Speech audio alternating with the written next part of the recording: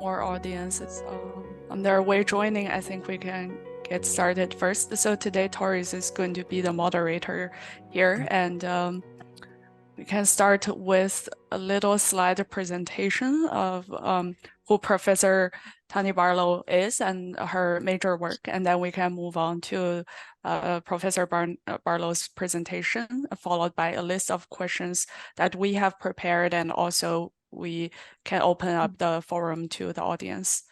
We can get started first. Tari, all yours. All right. Hello, everyone. Welcome to our gender studies seminar, and thank you for joining us today for this very, very special session. My name is Tori, and I have the privilege of being the moderator together with Yuxin and Ringo, who made this session possible. So today we have the distinct honor of welcoming our guest speaker, Professor Tani Barlow, whom I will introduce shortly after going over some logistics. But first is I want to introduce our mission statement, which is to empower sexual minority women with safe, brave, collaborative spaces to grow and creative spaces to grow as individuals, connect with community members, and organize collective actions that drive inclusive social change. So next is our safe space agreement. I'll also briefly go over it. So assume positive intent, respect confidentiality. We intend this to be a safe and exclusive space for sexual minority women, including all LGBTQIA+ individuals. And if you feel uncomfortable about our content at any point, please practice self-care. We want to foster a conducive environment for sharing, learning, and growing. And finally, please start a conversation with your name and pronoun. This is especially relevant for the last part of our seminar today, when we'll select from questions in the chat and give the audience opportunities to elaborate on their questions. So next, I will formally introduce Professor Tani Barlow, our guest speaker for today. As one of the most important and influential scholars in the field of history, Professor Barlow scarcely requires an introduction. Although it is impossible to comprehensively delineate the full scope of her scholarly contribution within the confines of this introduction, I'm compelled to underscore the significance of Professor Barlow's scholarship to our audience from diverse backgrounds. Professor Barlow is the George and Nancy Rupp Professor of Humanities at Rice University. Her seminal research into Chinese intellectual and women's history has without doubt established her as a foundational figure in the discipline nationally and internationally. Professor Barlow's scholarly contributions are extensive, including numerous renowned books and journal articles, a comprehensive list of which I will forego now in favor of maximizing the time allocated for her enlightening lecture and the subsequent Q&A sessions. We had the privilege of delving into her latest book, In the Event of Women, as well as the question of women in Chinese feminism in the second session of our gender studies seminar. For a more in-depth exploration of these illuminating works, I encourage everyone to visit our YouTube channels where further discussions are available. In addition to her prolific scholarship, Professor Barlow is the founding senior editor of Positions Asia Critique, a top journal in Asian studies from multidisciplinary approaches. Her ongoing critical endeavors not only blaze trails within her own field, but also encourage expansive scholarly inquiry that transcends disciplinary boundaries. On a personal note, it is my greatest honor to have this opportunity to introduce Professor Barlow. As an undergraduate history student trying to figure out how I can turn my passion in gender and sexuality into analytic tools and theories, I was exposed to Professor Barlow's book in the Chinese history class. I remember being profoundly inspired by her insights on the emergent social category of women in the early 20th century China. Professor Barlow's work played a huge role in kindling my passion in pursuing a graduate school and becoming a gender and sexuality scholar. In my experience, it is quite rare to have the opportunity to thank the individuals who changed one's own trajectory. So as we eagerly anticipate the insights Professor Barlow will share today, let us seize this invaluable opportunity to learn from such a distinguished scholar. I cordially invite you all to join me in offering a heartfelt welcome to Professor Tani Barlow. It is with the highest regard and sincere gratitude that I now cede the floor to Professor Barlow. Please. That is certainly the nicest introduction I have ever gotten in my life. Thank you so very, very much. It's an enormous pleasure to be here. And it's been a pleasure to work with this group in preparing some remarks. I can only hope that I live up to your expectation. One of the first questions that you folks raised for me has to do with research. And I thought I will definitely begin there. The specific question was, what are some of the methodological and theoretical challenges I encountered when examining Chinese feminist history, given the diverse sources from different periods? And that's really, really interesting way to put the question, because honestly, in the US, when I began, there wasn't women's history. We didn't have a category called women's history. I do remember being in graduate school because I wanted to study the writer Ding Ning. And I was a historian, and our department got its first female faculty member teaching women's history, US women's history. So to some degree, the methodological and theoretical challenges were extremely grave because we weren't sure how to do it. It is possible to talk a long time about the struggle that we had, not just the China historians or the Asia historians, but all historians who wanted to write about women or sexuality or a combination of those two things, or the role of women in human society. But there were a couple of specific things that happened during my early years that led me to a couple of basic questions. You see on the screen here a website that I strongly urge you all to take a look at. You can see that this journal began to appear in 1978. So at that time, I was just in graduate school. And I remember finding the journal at Berkeley, where I was using the library. And I found it just lying in the stacks. And I began to read it, and that transformed the way I did history. So the conditions for writing the kind of feminist history that eventually I ended up writing were confusion. That is, our conditions were extremely confused. There was really no tradition of women's history, either in the US context or in China. Now, I can say definitively that probably things were more exciting in the domain of Chinese history, because given the Chinese Revolution and women's roles in the revolution, and the propaganda that we observed and consumed as young American students, it was very clear that there was a history of women in China to be written. But we immediately encountered the problem of what feminism would be and whether feminism was universal.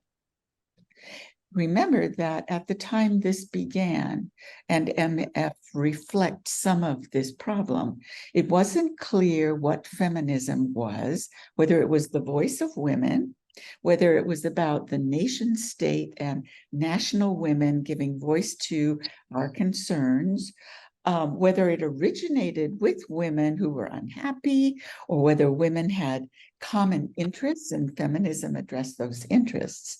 So the question of whether feminism was universal was very acute in Chinese studies outside of China, because the history of feminism per se had been interrupted during the Wengue, particularly during the period of the Cultural Revolution.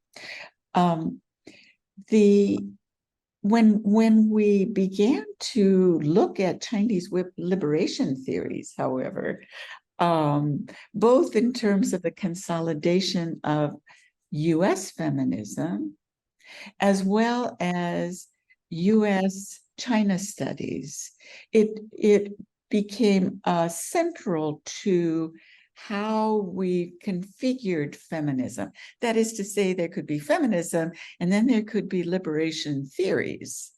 And we could ask, well, what is the content of this liberation theory? Why do some women in national contexts prefer to call it a liberation theory and not a feminism? Why is feminism so identified with white women in the United States and England? And these are all answerable questions.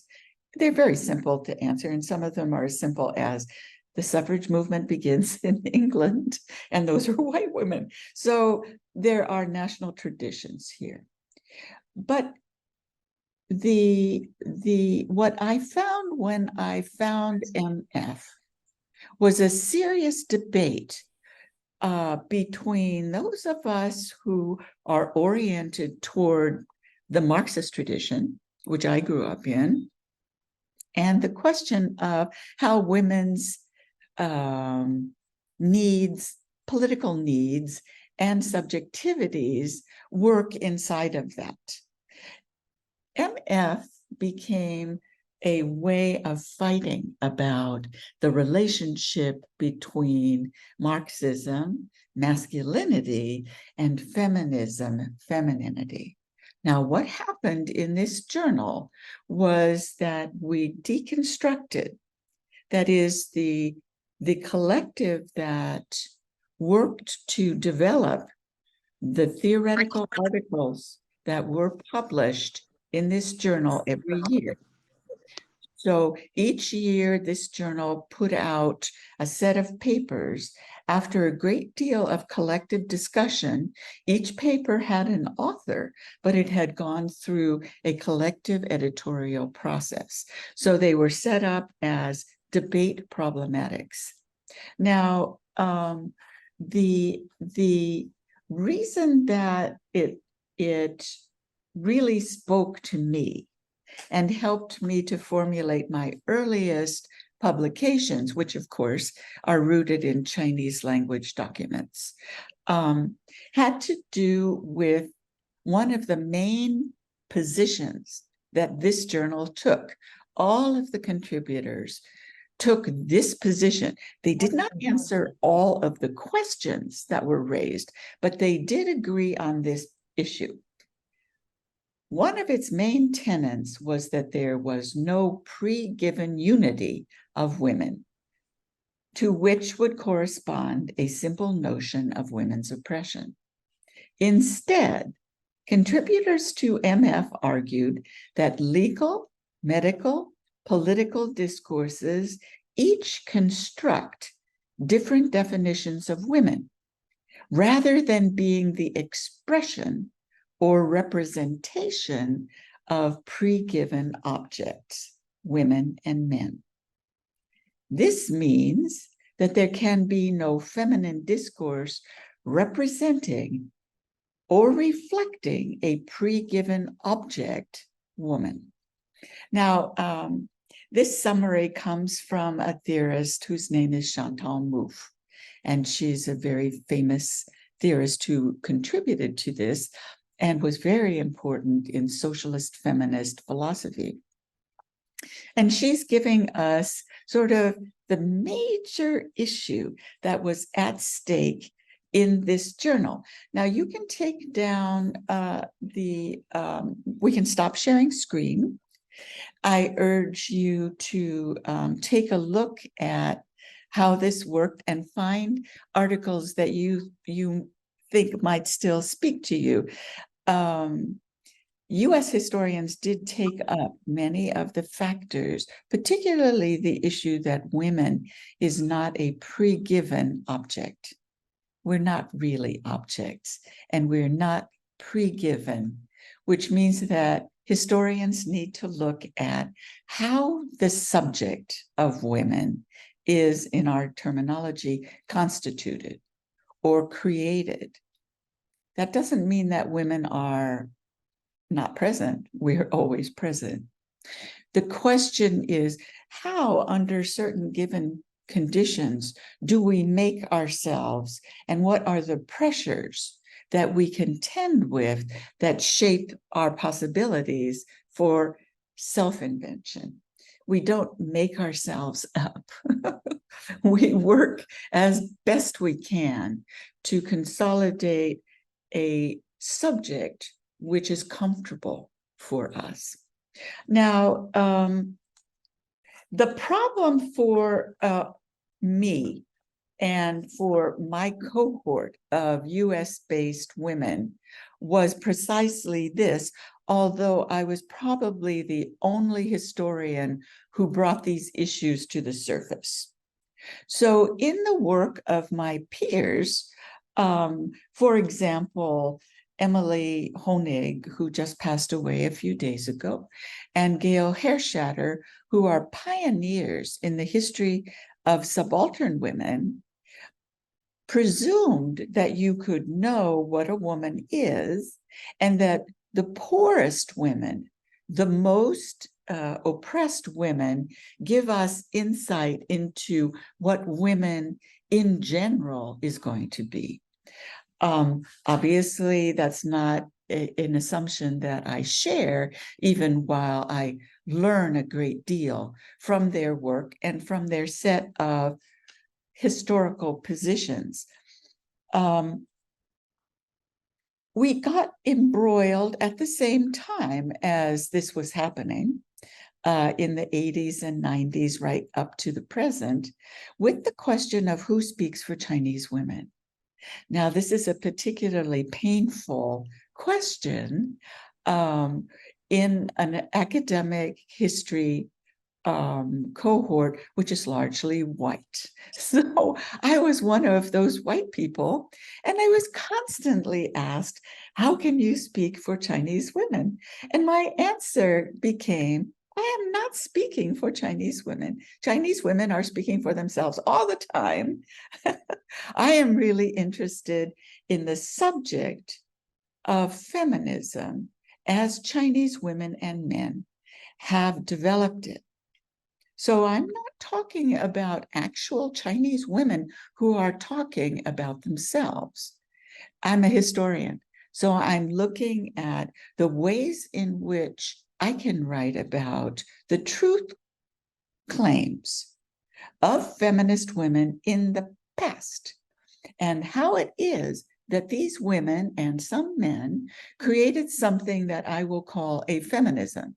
You can call it a women's liberation or a liberation theory. That's also just fine with me. But I argued that we must enlarge what we mean by feminism. This is a feminism because it deals with what is the subject of women. There's a huge archive of historical material in Chinese, not so much in Japanese, but certainly in Chinese, on the question of what is the subject, women, in various theories. Now, that means that when I read a document, I figure that there are probably many other documents, but I don't need to read them all. What I need to do is read these documents extremely carefully, because I'm more interested in who wrote them than I am in whether they're true or not, or whether they represent the majority opinion. You see what I'm saying? If there is a debate structure that we see historically, all kinds of people, like I just gave you the debate structure that structured me, how I went to graduate school and I read a journal and I had fights with Asian American women over whether or not a white woman could do this. And I read English and French theory. And then I read and translated Chinese women's fiction. And all this time, okay, this is I did this, but I didn't do it myself.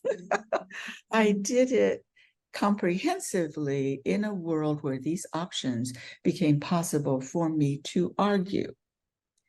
That's what kind of a historian I am. And to sort of jump ahead, that's why I don't rely on narratives. Um, if I myself see myself as being formed in a very social, intellectual, political way, then obviously I'm just a human person. I feel confident that I can assume that other intellectuals are also formed in this way. I often tell people I don't really write about women in general. What I do is read what intellectuals have to say about women. Now that was certainly the case in my first book. And it is also the case in the second book, where I'm reading sociologists, but my position in that second book is that intellectuals create ideas, but then advertising agents, TV directors, movie people borrow those ideas, and they use them for selling cigarettes or a menstrual product or medicine. They use the theories about evolution, for example, to argue that Chinese people should eat Ovaltine milk powder because it's good for your bones. It's chemistry. It's not traditional Chinese medicine. It's scientific medicine. Where does that come from? That comes from the advertising industry, but it also comes from social science and theories of evolution. Any questions so far? Okay. Now, it is not difficult at all to find what you're looking for if you ask the question, how is women being formulated in this document? In other words, rather than looking for proof that women exist, we can just as easily presume that women always exist. Whether and how they are formed as subjects, say in the Luanyu, I see the famous 2 mentions of women as Xiaoren, but if we look at a community of Junzi talking to each other, right, and they're all male subjects, we learn about their position on family matters. Then we can look at the history of commentary on those texts to see how the problem of woman comes up. Later in the 18th century, we can look at theorists who say, oh my gosh, how do we understand women's learning? How do we understand the fact that they are literate? What about their poetry? What about their obvious talent? What about the fact that they run our families? They educate our sons? How are we going to integrate what we see and our mothers, our sisters, and our wives into our ethical theories and our understanding of the government and the universe? So there is no reason to worry that women are not present in the Luanyu. They are. It's a matter of, famously, we read against the grain to ask a question that the document does not ask, that we can answer. Okay, now, this, in abstract language, this is a problem of the signifieds, right? Many of you are literary scholars, and so you're used to dealing with images and with signifiers, and with intertextuality, which is really important. For historians, we have to take that next extra step, which is why I move from the subject of feminism to in the event of women. So in the second book, I say, yes, okay, so I have established a long tradition of thinking about women and women's liberation in the Chinese language. But that doesn't help me to understand the ways that it gets used, or who is subscribing and acting on this, and how is this subject women materialized. Now, to some degree, I'm arguing with gender theory. Okay, I am not subscribing to Butler. I do not think that performance is the solution to the problem. I think it's a good argument. It's a wonderful argument. But in the end, Judith Butler and performance theorists have to say that in the end, this is a social problem, because gender is the society's conventional beliefs about human beings. That's not a historical argument. That is a sociological argument. For me, the problem always is, how does the theory get thought? Why would a Judith Butler be possible in the 1980s? We can go back. There are many ends to this argument. So if I say to you, I've written these 2 books on Chinese feminism or the subject of Chinese women, you can also say, well, what about your background? What leads you to formulate it in this way? And I can do a history, an auto history, explaining to the best of my ability the reflexive understanding I have of what has shaped me.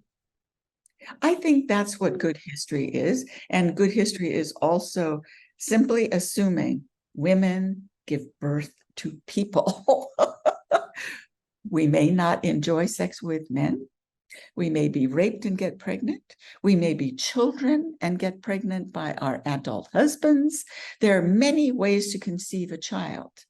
But women give birth to new human beings, and that is a material fact, which different forms of feminism have to grapple with in the end. Okay, so the second basic question I was asked to address is how I elaborate on my own work in the conceptualization of women and how this diverges from mainstream understanding. I am deeply grateful to you for allowing me to talk to you, because I am not really mainstream in my scholarship.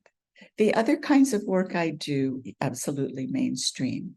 The journal work that I do is for all scholars who have a good idea. But my own personal, I find myself slightly non-mainstream.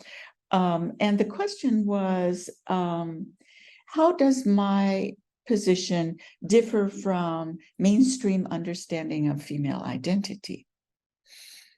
Now, I don't use the term identity, and I think it has too many problems. It's inflexible, it's not flexible, and it doesn't allow for change. My position is that we have identifications. That is, we are emotional beings, and we identify in certain ways because it is human to desire things. Now, why we identify in one way or another is what queer theory has given to feminism, in my view. Queer theory began to ask things like, there's a famous book called Bad Object Choices. Okay, bad object choices would be 2 women get together and choose each other. Oh no, that's a bad object choice in psychoanalysis as it was understood in the United States, because in that world, object choice determined identity. And so to be a normal human being, you had to make the right object choice. And if you were a mature person, there was one trajectory and only one trajectory. So in queer theory, the question was, why are so many people making bad object choices? What reason do people have for making these, and why does it feel so normal for such persons? Why is it not a bad object choice, but a good object choice? What would be a good object? That went into that question. Why do people make diverse object choices? Went into how is it possible to have a masculine female body or a feminine male body? Why is it that desire and affect don't always line up so easily with your genitals? That led to a lot of discussion in film theory, particularly because film theory is where you connect. That is to say, my feelings about everything are joined to what I see on the moving screen. If two people are in love with each other, I feel, oh, I can feel your love. If they make a bad object choice and I still think that's good, then I really have to think about myself, right? So it was through this issue of identifications, emotions, and affect that people began to theorize what subjects are, irregardless of how your body comes out of the womb. Now, it seems to me that in my mainstream, which is other historians of Chinese women, that is not a question that's usually asked among historians. I found many people who were comfortable doing that in film studies, and it's done by many scholars who work in the world of these issues. But I wanted to introduce you to a new book, which does mainstream. Where did I put? Oh, I've got my computer on it. Does use this issue of identifications and attachments in a way that I introduced. And this is Kimberly Manning's, it'll be backwards for you, I guess, The Party Family, and it just came out. Now, Kimberly Manning was my student. She is not a historian, so I was not her major advisor, but she worked with me extensively at University of Washington, and she is a political scientist. But she takes up the issue of what is a woman. She takes up the issues that I have laid out here as being things that particularly interested me. But you can see that in the title of the book, she gives you all of the vocabulary that you need. She talks about the party family. Now, why is this important? Because one of the problems for feminism is its individualism.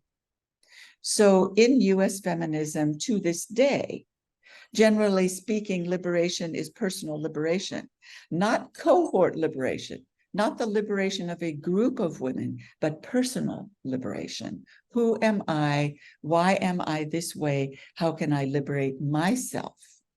There's nothing wrong with that.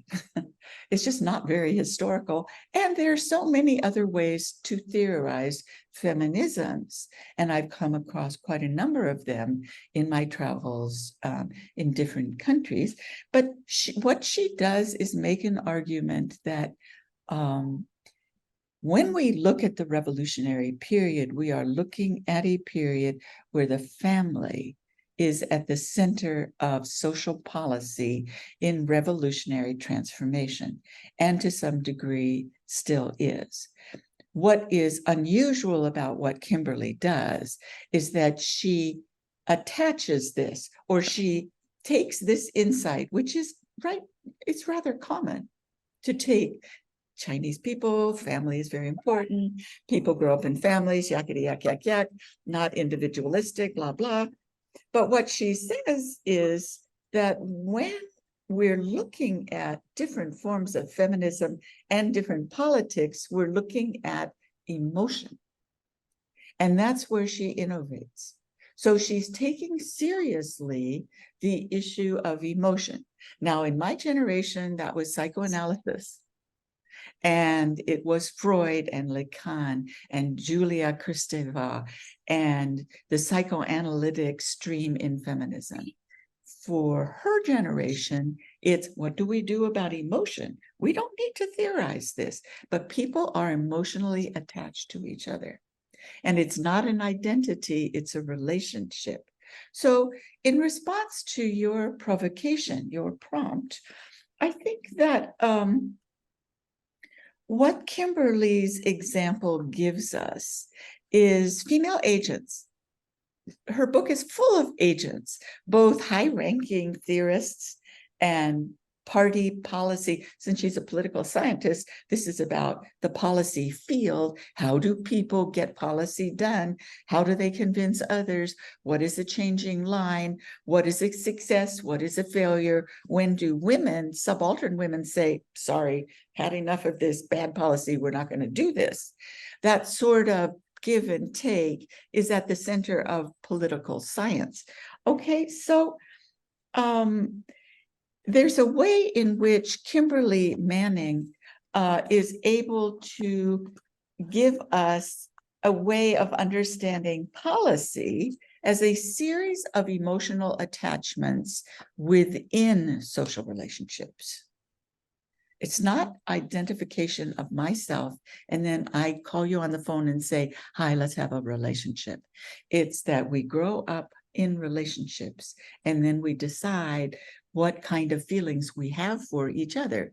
Are you my student? Am I, your daughter? Are you my party leader? Do I like you? Do I hate you? Et cetera, et cetera. So in her study of how women's policy and feminist Chinese women and men work to develop ideas politically, she puts emotion at the center. It's not creepy at all. It makes perfect sense because we are all human beings. Okay, now the question was raised, why is it that the theory flows only from the West to the East? Why don't we see Chinese, we'll take China for an example, why doesn't Chinese theory flow back to the United States? Now, there have been a couple of new books out which call on us to pay more attention to Asian theory and Asian feminism, but they do the same thing over and over again. That is, American feminists will go and find these people, and we will write about them and then publish their work for other American feminists. Now, this is I'm making fun of this and I'm laughing because this is a really serious problem and one that I don't know how to solve. One of the problems is that Asian studies is a ghetto. When my work is read, it's read by other Asianists overwhelmingly. One of the reasons I'm so excited to work with you guys is that you are not Asianists. Some of you may decide to become professional Asianists, but not all of you. You will go on to do all kinds of other things. So what I have to write is to feminists at large, to philosophers at large. That's why I always argue with Gayatri Spivak or Alain Badiou or these big time philosophers, because I spent a lot of time learning and reading all these Chinese people, but they have something you need to learn. Now, the problem is that Gayatri Spivak and Joan Scott and Alain Badiou do not read my work because it's all about China. They're not interested in China. You see where I'm going with this. In order for there to be a two-way flow, it has to solve a problem for them. The question is how we set up a problem for them. And I would love to hear how you guys are doing it, because it seems to me that in your work, which is done as theory and praxis, you will find better solutions to this problem than I can. Now, also, I think it will be possible to make an argument that whatever you feel about the Chinese Revolution, it happened. And in that revolution, there are things that I believe are not just valuable in a Chinese language context, but are important for strains of Marxism, generally speaking, and of left-wing thought. And when I was your age and began to learn about Marxism, it was from a professor who was Chinese. And so I thought that all Marxists use theory and praxis, that was centrally a Marxist concern. Actually, it is, but it's in Chinese Marxism and Bolshevism that it becomes an ordinary part of what Marxists think about. So that is an important thing that can be exported out from the experience of the East toward so-called Western Marxism. Western Marxism is its own thing, I get that. But the West does not have a monopoly over what Marxism is. Okay. I think that there is a moment coming up in which youngsters in the US are looking, like I work with a former student of mine who is an Asian American. His name is Akil Jonalagada, and he is very interested in other forms of non-Western Marxism. So eventually, he will learn more about what happened in the East. I think that there has to be a constituency for this. There have to be problems that only this can solve. When we think about Chinese feminism in the 1920s, we see young intellectuals your age grabbing solutions to new problems. It's possible that we're entering a new phase where young people here, including yourselves, will be looking to frame new problems and then grabbing solutions. I think that's the only way that there is a two-way flow. Now the question is, how did I get involved in all of this? Could you share what made you follow this path of research subjects? Okay, it's important for you to know my biography. My great uncle was a medical missionary in Shandong province, where he did work on parasites among farmers. That was his life work. My father was named after his uncle, and he was also came from a farm family. And he went to China in 1947 in order to, in his view, help farmers. There was a United Nations program that he belonged to, and I don't know a lot about it, but only the stories that my father told me. I will do that research when I retire. That being said, I grew up with, on my 13th birthday, my 12th birthday, my father gave me a book called Thunder Out of China and another one called Red Star Over China. These are famous revolutionary stories. You would read them now and say, oh my God, this is really propaganda. It was, but it was also true. And certainly I grew up believing these things. So it was something that came very naturally in my family. Also, I spent a very, very important year in Japan as a young girl. And Japanese was my first Asian language. So I was comfortable with other people who didn't always look exactly like me. Now, the reasons that I got into this form of history making I think has to do with the moment I came back to the academy. Now I'm a high school dropout. I left high school when I was 16. I went to college first when I was 16 years old. I spent one semester there and then I traveled. Just before my 20th birthday, I decided to go to college, and I went to San Francisco because San Francisco State was a revolutionary university. And there, of course, we're on the Pacific coast, and so there were many, many Chinese people there.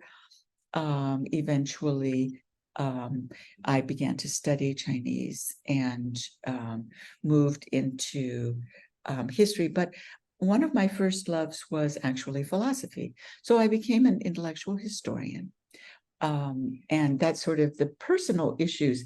The reason, or the way in which these preconditions or these conditions for thought helped me to become the historian I am, was in a sense, I think, because there were so few people going into Chinese history, because Recording in progress.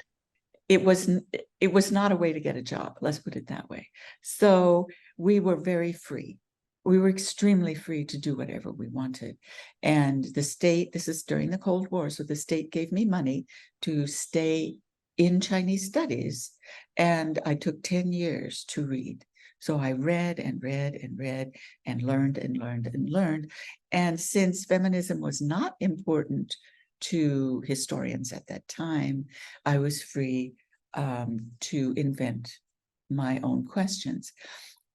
Also, I have already talked at length about the debates that were going on in Europe and the debates that were going on in the United States over whether a woman's history is actually possible or not. So these all fed into my personal experience. Now, the question that motivated my first work was exactly the MF question. What is the subject of women? Now you see where I got this idea from. Ideas don't just pop out of your mind.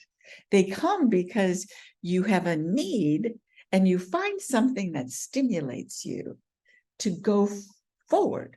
Now, none of the women who were involved in that group, they scattered all over the world. Most of them were English or Indian. They were national minorities, a lot of them. And they scattered all over the world and became famous scholars in feminist movements of various kind. But none of them was interested in China. Absolutely no one. And they were ahead of me by 10 or 15 years. I often wonder if I should look them up and send them my books, because many of them are still alive, and say to them, look, this is what you started. So the question of the subject of women came out of the 70s and 80s. The title of that book should have been The Subject of Women in Chinese Feminism, but my publisher wouldn't allow me to use that title because he couldn't understand it. And neither could my husband, and neither could my best friends who were all sinologists. They said, nobody will understand what you're talking about. I was writing for a different audience, and I very much regret that I changed the title. That being said,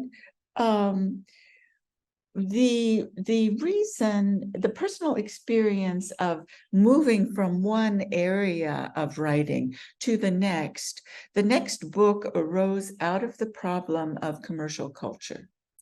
Now, I founded two groups that studied the modern girl. The modern girl is the name for that consumer girl who appears in the advertising.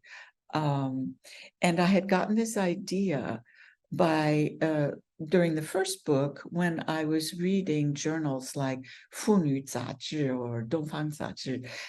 They were supported by advertising largely of foreign commodities.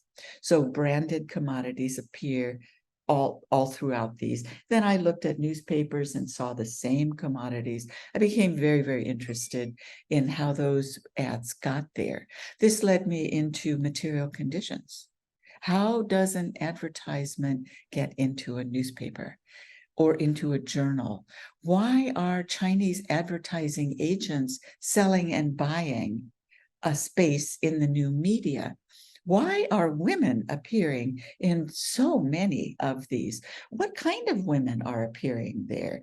What impact does this have on people like my mother-in-law, who used to look at the advertisements and then make her own cheapo from Pond's cold cream advertisements? That's how many women made their clothing. They found out what was hot in Shanghai by looking at the advertisements. Right?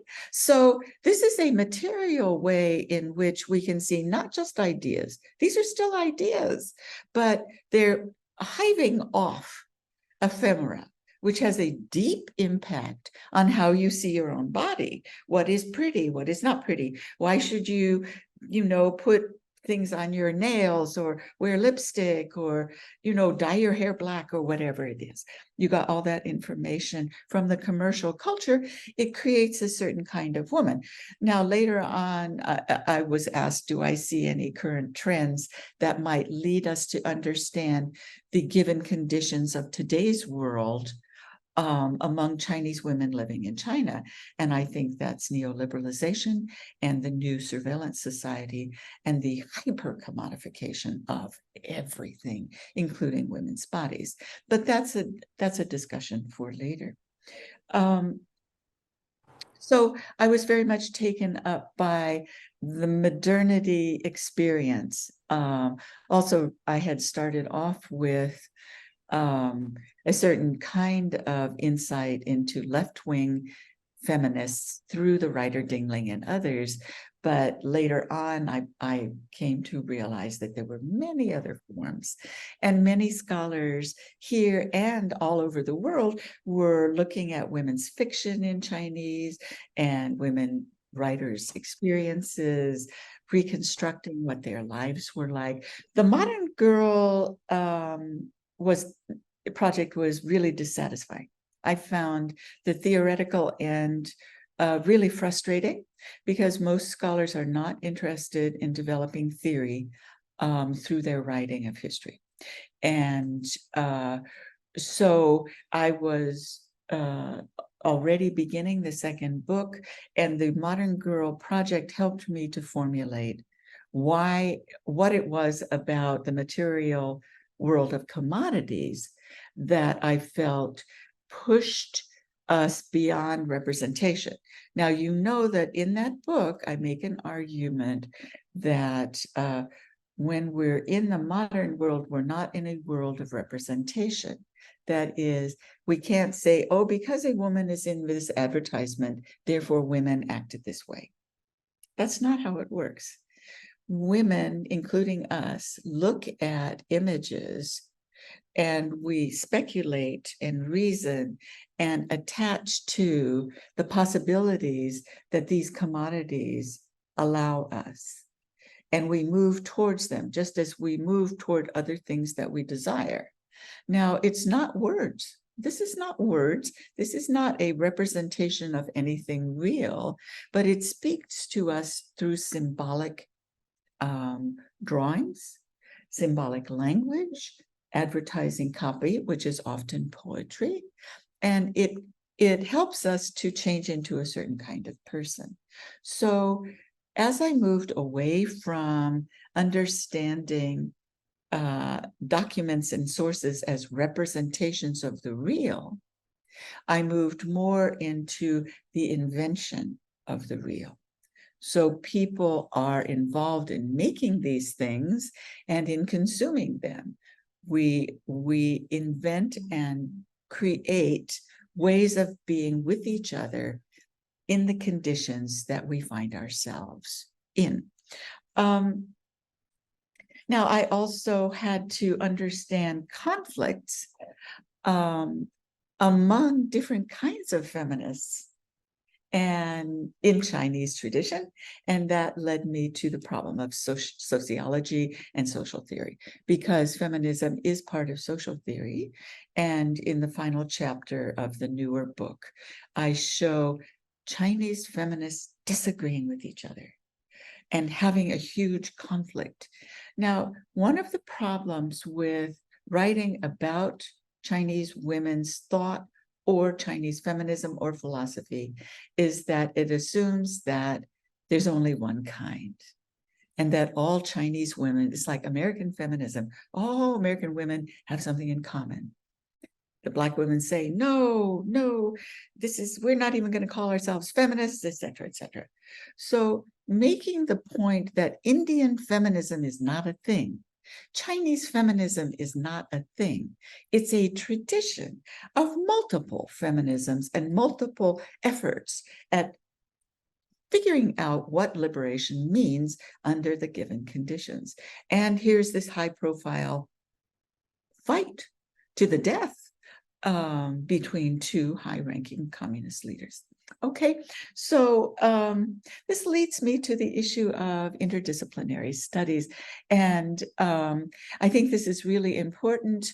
It's another reason why I find Gayatri Spivak still an important figure for learning about the disciplines. Now, I don't agree with her on feminism. I don't agree with her on privileging literature, and I don't agree with her on history. But I do think that she's able to help us understand why disciplines are distinct. She can tell you why literature studies is specific and why it's, if I talk to her, I can say, that is not a historical argument. The history argument does this. It makes these assumptions. It does not talk about semiotic flows. In the end, a historian has to answer the question, who pulled the trigger? Who killed that person? Who was it? So in the end, we have to deal with life and death, okay? But interdisciplinarity means that you understand multiple ways of approaching a problem. I feel that the older I get, the more I embrace the historicity of being a historian. I'm deeply grateful to myself and to the people around me that I, in the end, chose history, because it keeps forcing me to ask the question, who got killed?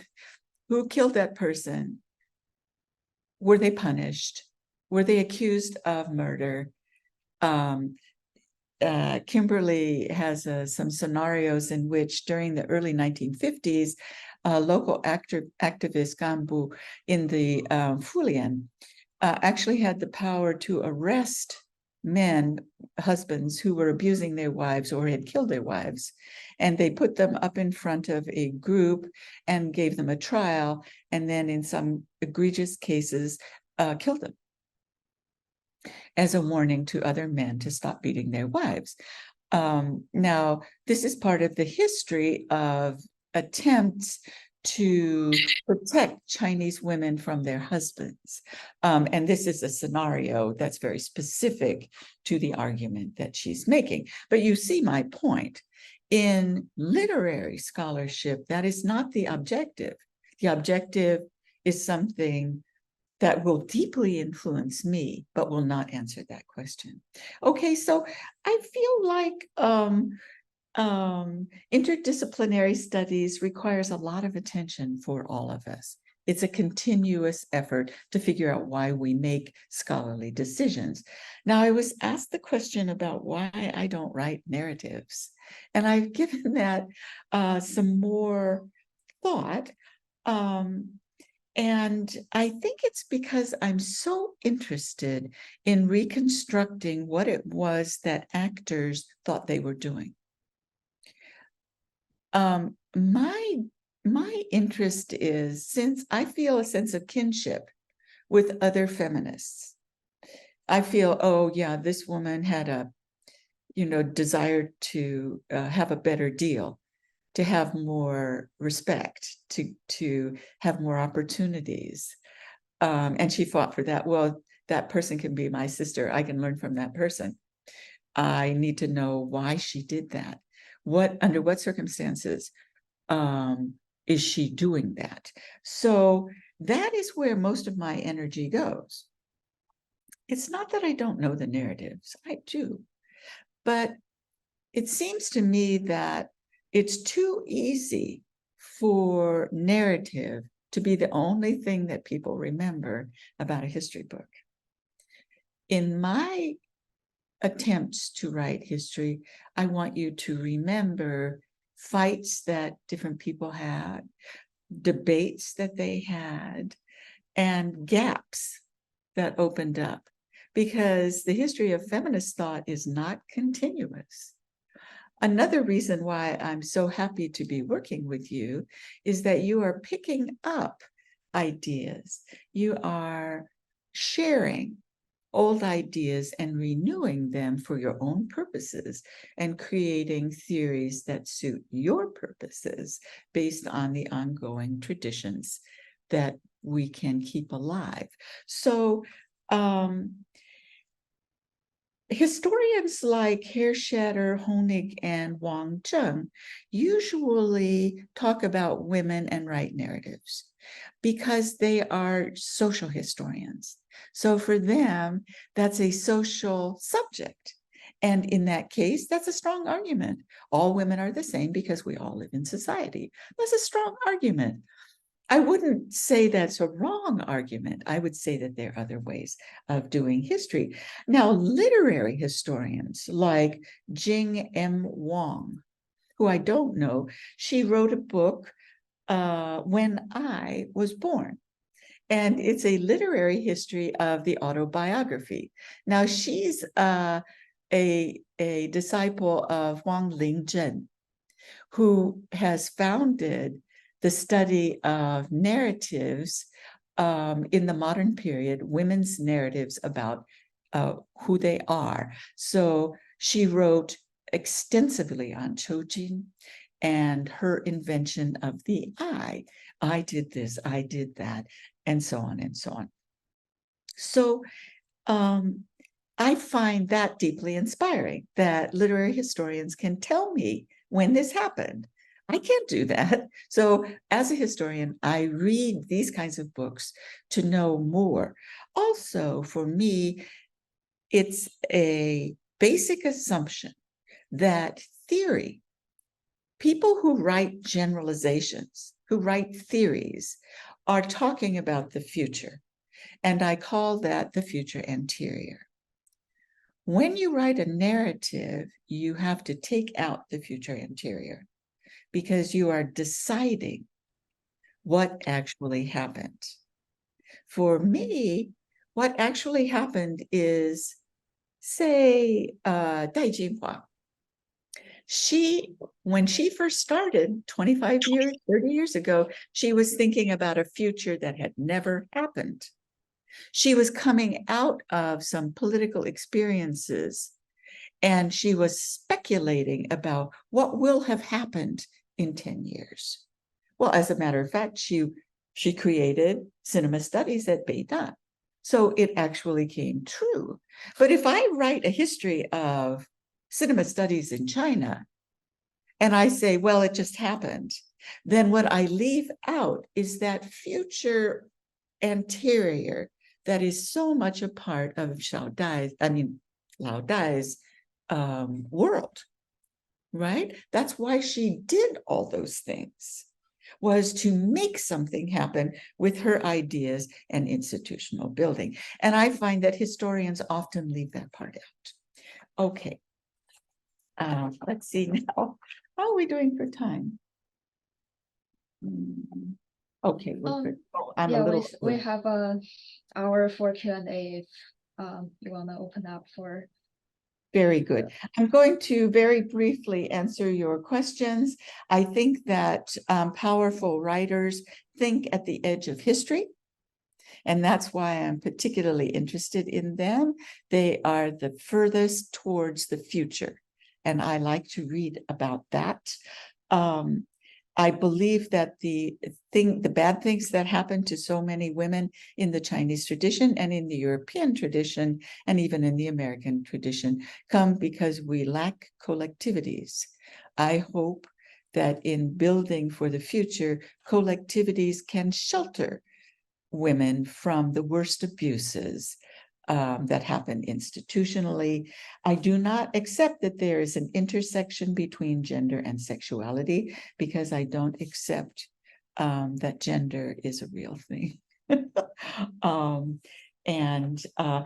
Do I think that that gender and sex systems in Chinese history can be conceptualized as a matter of classification struggle? Absolutely. I think that good history is written and that classification struggles are the foundation of what we do as theorists. Okay. Thank you so much, Professor Tani Barlow. We really enjoyed your lecture, and now we want to open up the session for Q&A. So first of all, we have some prepared questions for you, and then for the last 30 minutes, we will open the floor up to audience who have typed into the chat some questions already, and we will select a few of them. So our first question for you, this is also from Yuxin, is that as a rigorous academic who faithfully adhere to historical narratives, what guidance would you offer to budding historians aiming to maintain an authentic historical perspective? And how can they sidestep contemporary biases and steer clear of anachronistic interpretations? And are there any specific tools and methodologies that have been particularly beneficial to you in your research? I know you have talked a little bit about this when you talked about the historical methodology, but just wondering if you have anything to add on to that. That's a really great issue. I would say one of the most important things is to understand historiography. Okay, historiography is the history of history. It's important to understand both history of history and philosophy of history. So history of history is what your teachers wrote and what their teachers wrote. Because when we write a dissertation, we have to situate that dissertation inside an already existing set of arguments. Now, careful historians understand that all history is historiography. You are reading my work as a set doctrine. It's already historiography for you. So we are talking about how did I come to be this kind of historian? That's a historiographic problem, and it's also an issue in philosophy of history. I've read a lot of philosophy of history, and I recommend that you read some. Don't get derailed. Don't go crazy with that. But I think it's important to understand how difficult history writing is. When you understand that you are writing the best version that you possibly can under the circumstances, you are also saying, someone will come along and criticize me and say, oh, we no longer believe this to be true, or why didn't you go in this direction? Or, and this is already happening, we don't believe that the girl and the commodity are exchangeable. I've already had pushback on that theory. And other people are saying, I have counted all of the advertisements in Dongfang Zazhi and in Shenbao, and it's not all, women. There's some men there too. In other words, when you write a book or a dissertation or a paper, you write it and assume that it is true. What you're writing is true. It's not about bias. You are looking for the truth about that. But you also know that other people will look at that. They will push it, they will criticize it, they will take it in a different direction. Like my student, Kimberly, ignored a lot of what I wrote and a lot of what I taught her in our seminars, but enough of it so that I am recognizably in her work. She took it in a different direction. When you are writing a dissertation, think of it as a first draft of your book.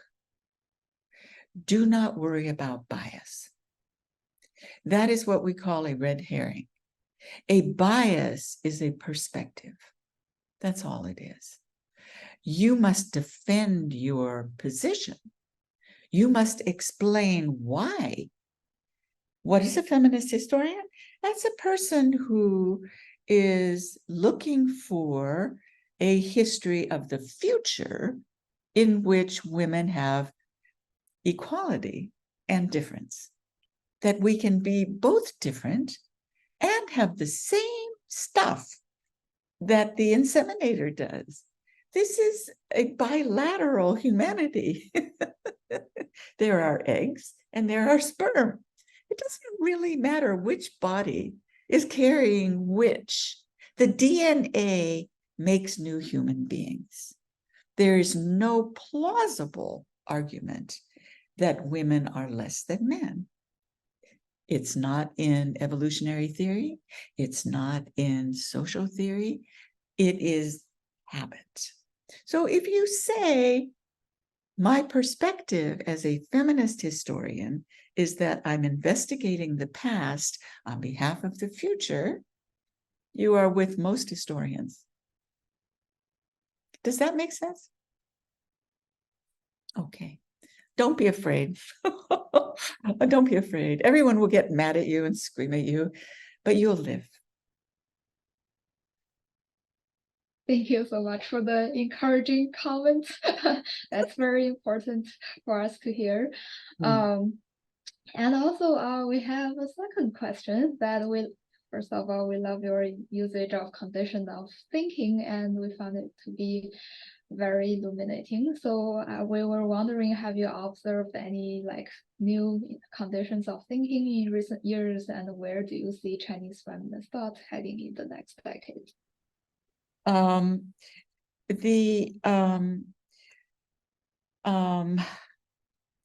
It's extremely difficult for me to address that issue. And it's so difficult that I've used some of my sabbatical leave this year investigating what is happening with theory activists like yourselves. For example, a friend sent me a notice that there is at NYU, the Asia Pacific American Institute Center for the Study of Gender and Sexuality and Intersectional Feminist Queer Studies Collective. And it's called Red Canary Song. Do you know this group? I've never heard of them, and I thought I would go because another one of my colleagues who is very young and is now at University of Chicago. I'm so sorry, excuse me.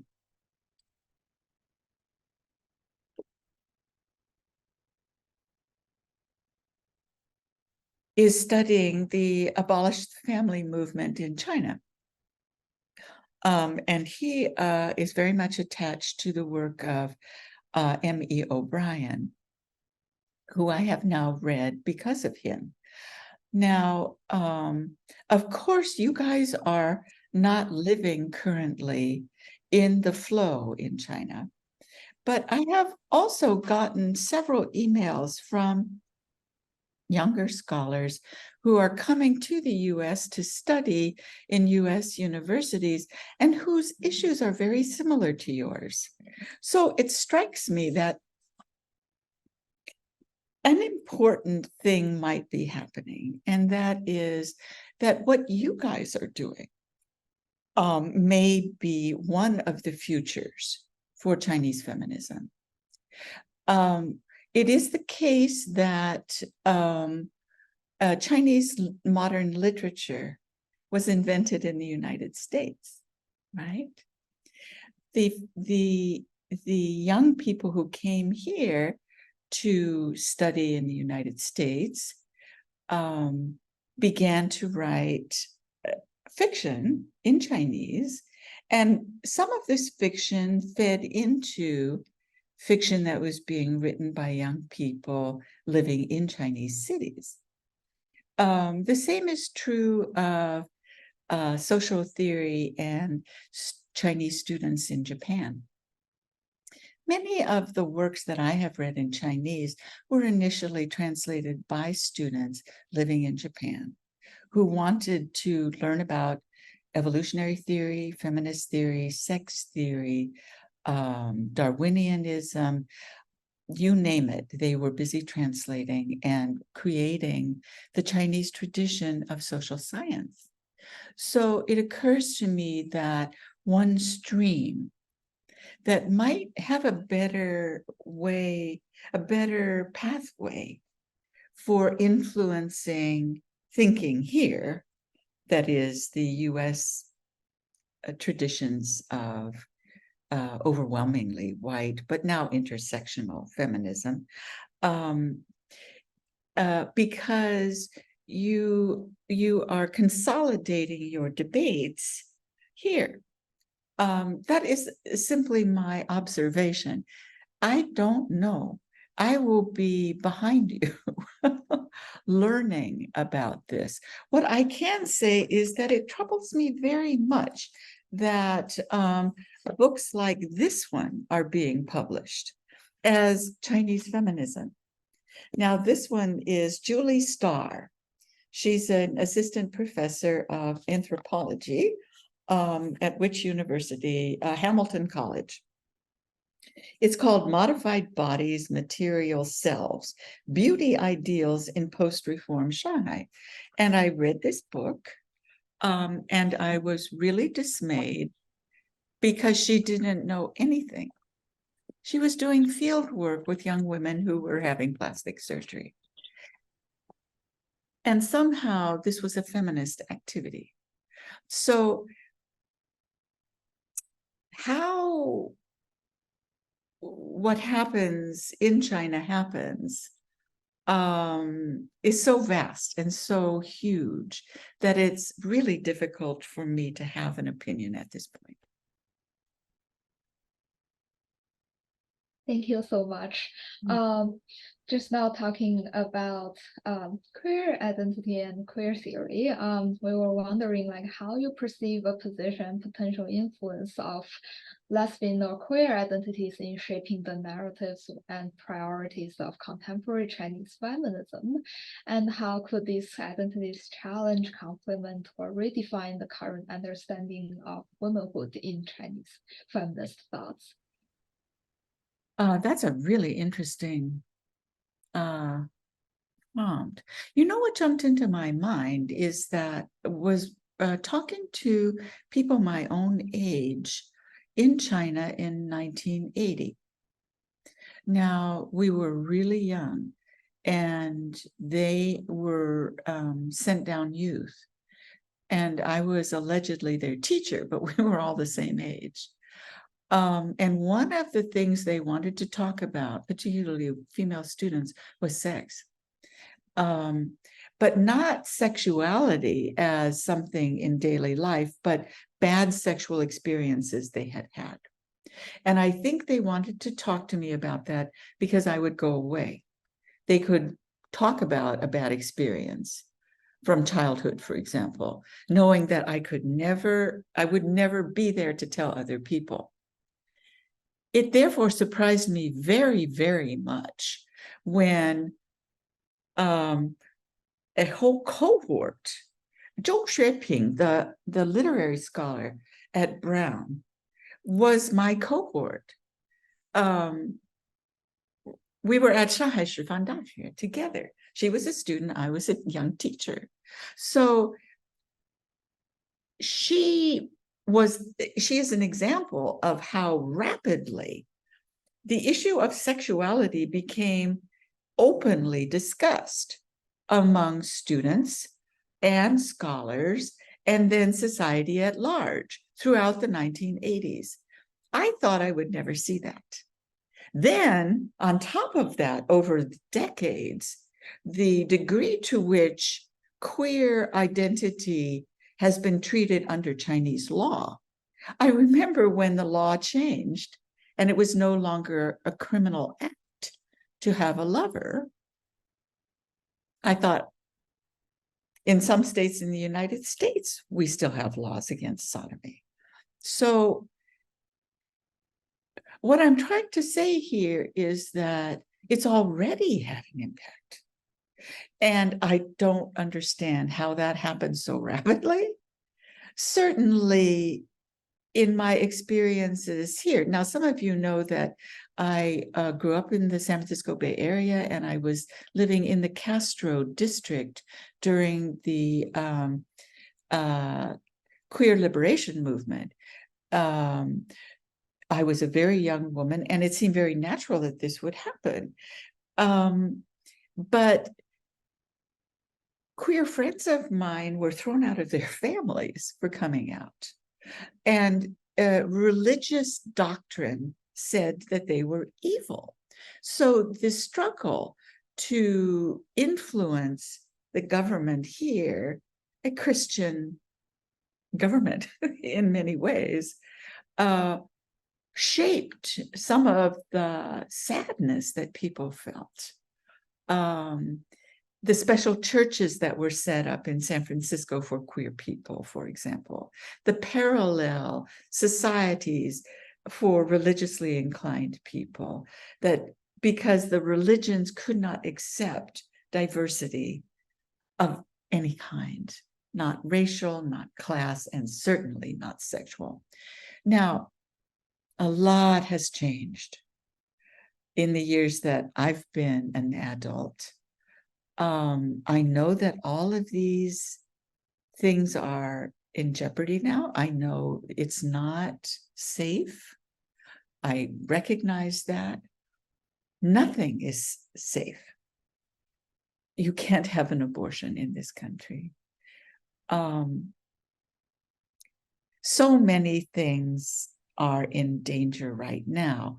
But I guess what I'm saying is that sexuality is talked about now openly in both the United States and China in ways I never thought would be possible. That being said, and with high-profile queer people in the universities and in the movements, I can ask you, is it stupid to be optimistic? Am I a stupid person to be optimistic that these issues are not going away? Heterosexual sex is not going away. Sexuality as a human experience is not going away. So we now have theories like evolution of so many kinds that are 150 years old, and at their origin, it's all about sexual reproduction. So in that respect, there will be times when things are terrible. But there's no going back. So it seems to me that the work that you do, both here and in the PRC, does have an effect. And I'm really happy that I get to see it close up in a way. Thank you so much for answering our questions. Now we will move to open up the floor for the audience. So for this section, we have selected some questions. And first of all, I will read these questions aloud and then give the audience who raised these questions the opportunity to elaborate on their questions. So our first question is from June. So thank you, Professor Barlow, for your contribution and presentation. As you mentioned, the concept of women or 妇女 in socialist revolution as a subject effect of of state discourse, I wonder how you view the subject of women and women's political needs of socialist state feminism. And by conceptualizing women within the framework of nation states, do you think the socialist state feminism subordinates gender equality to the needs and authority of the state? And John, you are welcome to unmute and elaborate on your question. Of course, this is completely optional. Barlow, I am Jun. I just have a question about the socialist state feminism. Like, it seems like that when we conceptualize the subject of women in the context of a socialist state feminism, it's like that the women is first, not as a gender category. It seems like as a specific category of state citizens. They try to fight for the interest, the needs, the political needs of the nation state first, and then they can achieve their goals like the gender equality after they finish their duty, their obligation as the subject of the state. Like, they try to fight against the landlords, they try to fight against the Qing dynasty, they try to fight against the Japanese conquerors. But after they finish all those state obligations, it seems that they haven't achieved the final goal of the gender equality. So I wonder how you will the subject of women in of the socialist state feminism, and how do you will the dynamics of the needs of the state and the needs of gender equality? Yes. This is a huge, giant problem. And it's one that requires a lot of research. Now, what Kimberly Manning does is, and she worked on this book for 15 years. What she did was to try and figure out exactly this problem. When the state talks about gender, or in this case, women's liberation, what did they think they were liberating them into? To what degree? Of course, this is all about building the nation state. Most feminisms have historically arisen for precisely that issue. Certainly, US feminism is a case. Egyptian feminism, the same case. Indian feminism, all of these are modern phenomenon, and they arise with statecraft, with the crafting of post-colonial state. Now, the question is whether women suffer under that regime, right? Are women's needs sacrificed to the state if state feminism, or maternalism, as some people call it, is the policy? Is your question really, you have to help me understand it, are you asking yourself and me, to what degree can the state, and fully and specifically, represent the true interests of women? Okay, thanks for your explanation. Yes, I wonder how the dynamics between the state's needs and the women's needs. I know they have the intersectional views, but I'm not sure to what extent can women achieve their goals of the gender equality and liberation under this framework? Oh, I see. Well, that's a slightly different question. And that's a really important one. If the question is, what are the alternatives to maternalism? If that is the question, then I would say absolutely social movements are one way. Writing, theorizing, scholarship is another way. Now, if the question is, does Fu Lian do anything that's helpful to Chinese women? Then the historical answer is being debated now by people like Wang Zheng and Kimberly Manning. They have two different ways of understanding this. Manning, unlike Wang Zheng, Manning argues that actually Fu Lian is the byproduct of people like Cai Chang and Deng Yichao and the high leadership who were active in convincing Mao Zedong to make policy or to authorize policies that they thought would best serve the interests of rural families. And into that policy, they argued that women should be trained to be managers.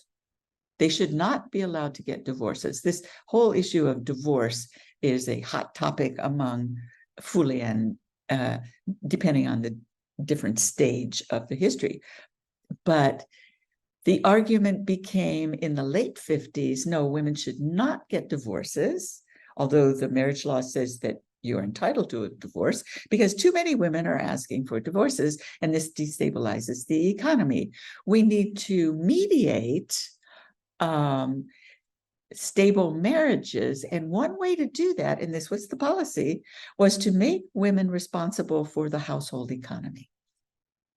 So the buy-in is that women control the purse. Women do not own any land, but neither do men, very shortly. That's owned communally, right? But in this policy movement, the effort is to retain women even in dysfunctional marriages, but give them more power within the family. Now, it's up to you to judge whether you think that's a good policy or not. I used to talk to my colleague, Usama Makdisi, who is a Palestinian and writes the history of Palestinians. And he and I shared some graduate students. And one thing they taught me was, if you don't have a state, you have nothing. We have no state. Palestinians can never be strong unless they have a state. Now, I'm not a Palestinian, I'm not a historian of Palestine, but what I'm saying to you is, when we think about the state, maybe we are also thinking about the precondition for life itself. I don't know. All I'm saying is, for those communities that have no state, look what's happening in Gaza right now. Look at failed states. I'm very ambivalent about this, so as you can see. But to address your more optimistic issue, do I think that all the needs of women in China can be met by the state? No, that's simply not possible. I am a citizen in a state that now denies my daughters and sons, I don't have any children, but my theoretical daughters and sons, the right to procreate. My grandchildren, of course, I don't have any, but my theoretical grandchildren do not control their own bodies.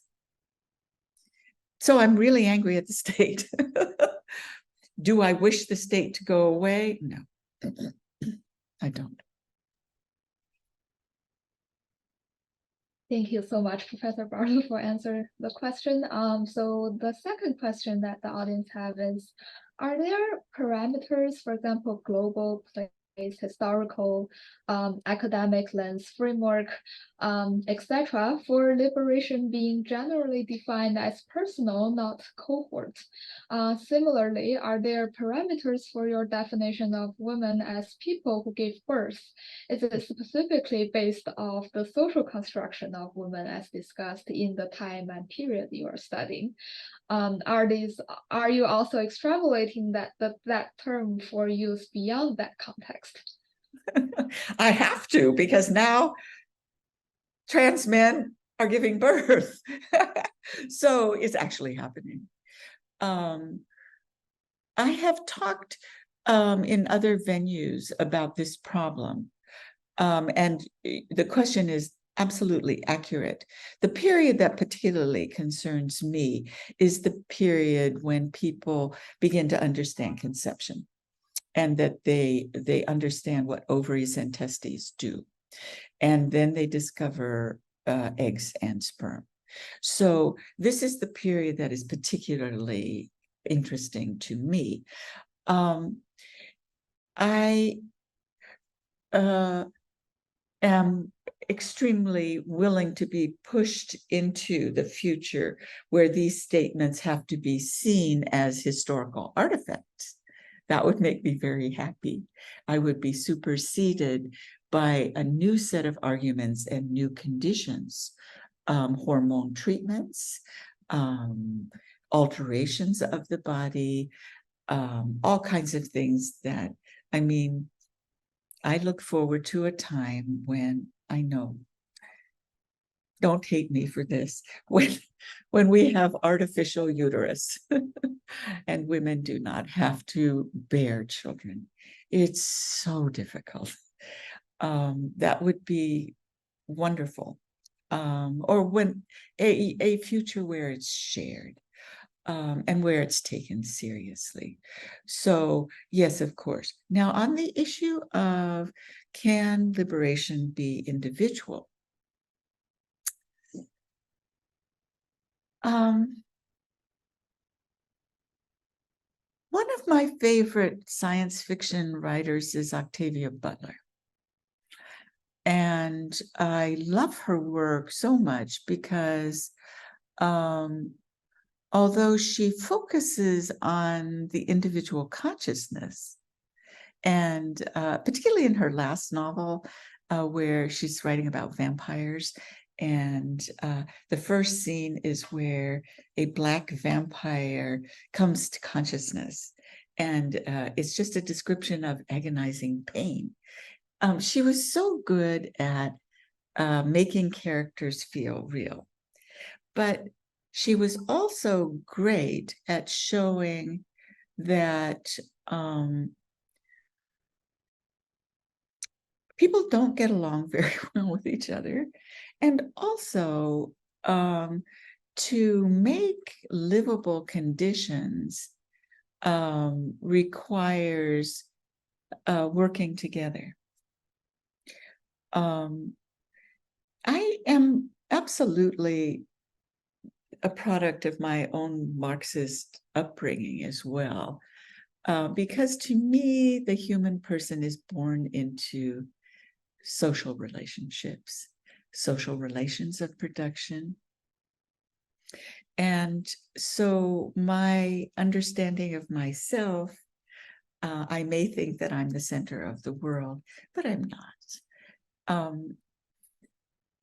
The experiences of political activity must involve collaboration and forming intimacy. This is one of M.E. O'Brien's arguments about abolishing the family.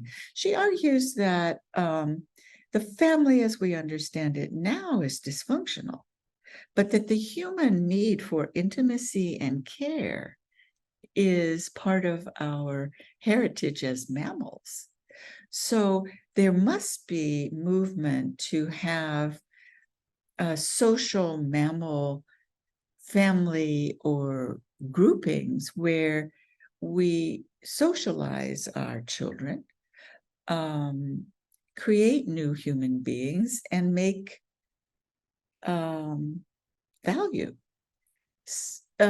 she's not saying we should all become individuals and float around as independent agents. She's saying the conditions under which we live in families now is reprehensible. And abolishing this family leads to constructing a better form. I also believe, I'm very much in agreement with her on this. And in this, I mean, we could say that the current family constructions in most of the societies that you and I are familiar with are oppressive. They tend to be patriarchal and unjust, and they do not support sexual reproduction, which falls on is the burden of women. So figuring out a better solution to this doesn't require me to be an autonomous agent. And increasingly as I age, it seems to me that passing this heritage on, this intellectual work, this scholarship, also requires collaboration. So I may change the word cohort. There may be better ways of expressing what I'm trying to describe. But no, I think that individual liberation is a difficult philosophical problem. Let's put it this way. If liberation is personal, yes, absolutely. Then I personally need a partner of my own choice. I need that partner to be healthy, so I need health care. If that partner and I decide to bring new humans into the world, then I need support. I need resources. I need money. I need a stable situation, an end to war. I need education.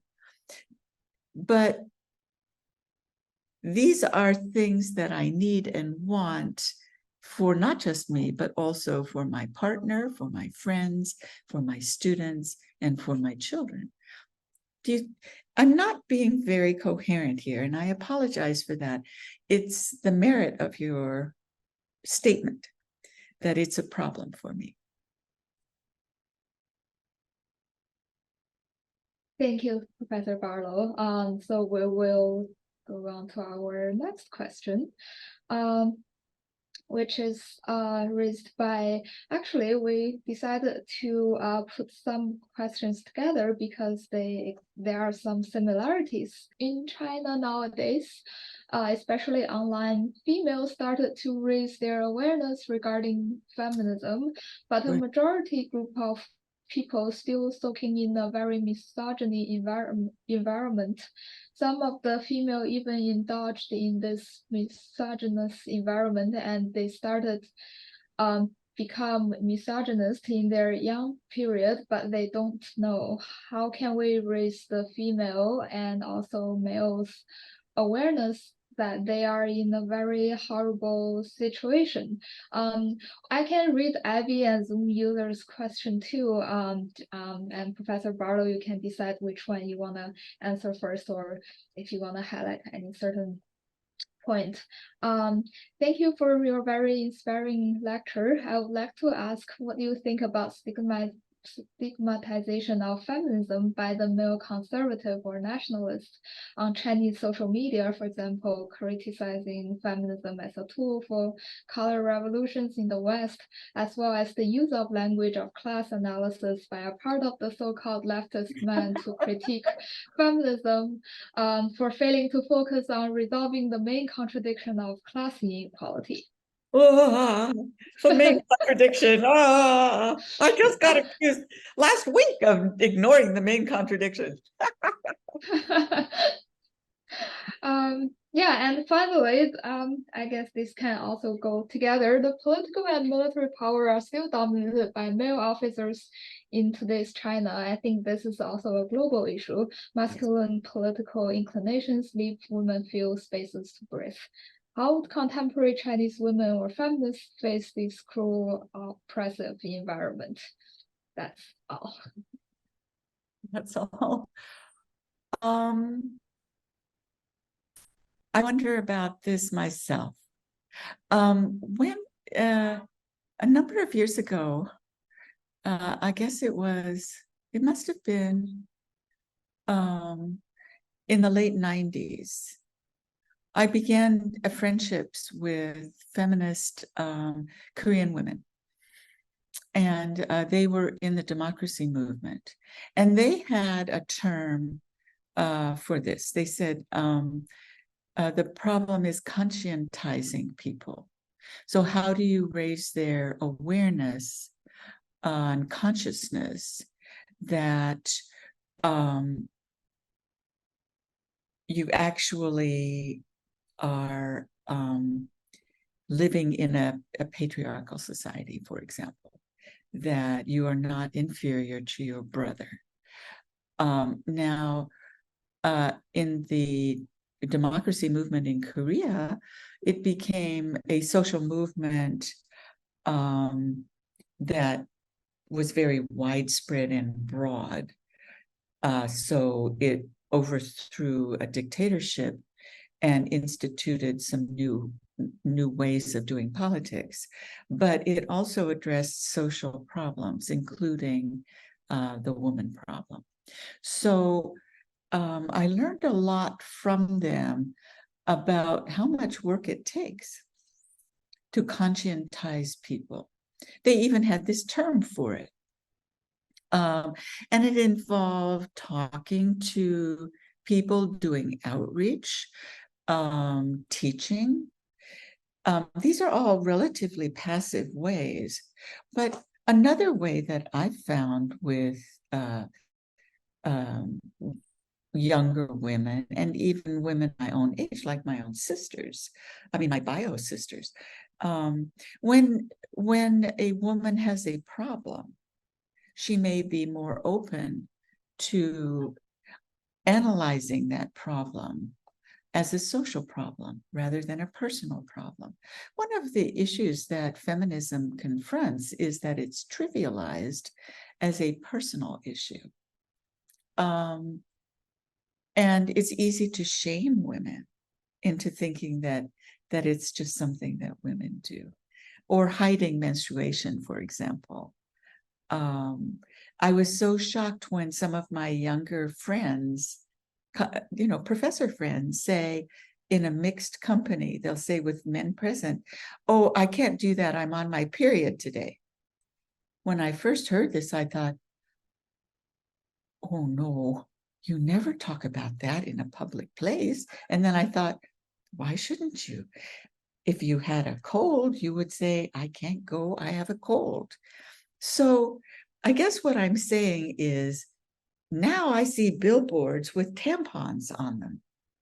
My nephews all know what a menstrual cycle is. That raises the consciousness of boys and girls about human bodies, that some people do something, some people do others. I see this also in mass media. Feminism is more problematic than just learning to accept your bodily nature and human sexuality, because it is a liberation theory. And the first question that is always asked is, liberation from what? And the other thing is, liberation to what? So the people who maintain a misogynist line know very well taking away abortion rights from American women is done purposely to drive us back into the family, into the old family. Misogyny is not an accident. It's a struggle. So the struggle to get women to accept that their needs are legitimate is difficult. I think it was difficult in the communist movement. I think it's difficult in the suffrage movement. many women during the US suffrage movement argued against female suffrage. And they said women should not have the vote because they menstruate. That means that for 1 week out of 4, they're out of their minds. What if the election was held while you're menstruating? This was considered a real argument at the time, right? I guess what I'm saying is this is not new. Feminism, for me, the history of feminism is an explosion and then the fire goes out, and then an explosion and then the fire goes out again. It has to be renewed. Misogyny is extremely difficult to analyze and understand. Even now, in my own collaborative groups, we have to remind comrades that no generalization is possible unless you accept sexuality and difference. That is the precondition for any theory. Now, I'm talking high theory here, right? A feminist theory is out of the reach of many people, men and women. They're not interested in the intellectual stakes, but you are scholars. You are. So you guys are both theory and practice. You guys reach out into to everyday life. So perhaps one day you can give me the answer that you're seeking. Thank you so much, Professor Barlow. Since we lumped 3 questions together, I just want to give the 3 audience the opportunity to see if they want to follow up on their question in case that there's still some lingering concerns or questions, because I don't even know whether we have the time to go into the next question. Unfortunately, there are a lot of discussions happening in the chat. That's good. So, I would like to see them. Perhaps you could send me a copy. yes, we will. We have look every questions, and also I feel like those people whom we haven't got the chance to go to your question, please also feel free to reach out to Professor Barlow. And since we want to really keep the time, it's almost 5 minutes to 7.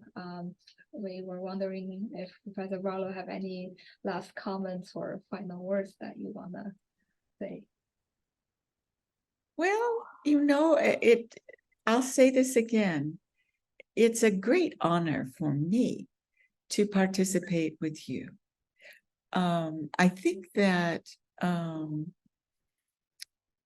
perhaps it is the hope of all feminist scholars and activists to make sure that this does not die, that it goes on. I am 73 years old, and I will live a long time, but not forever. And it makes me so happy to see that, from my perspective, you are so young and yet so knowledgeable about what you want to do and the questions that you want to pursue, the credentials that you want to earn, and the work that you will do in the future, including reconstructing a family or abolishing a family and supplanting it for other kinds of relationships. So I want to thank you for this opportunity, and it just is wonderful, and I look forward to hearing more about your work and where life takes you.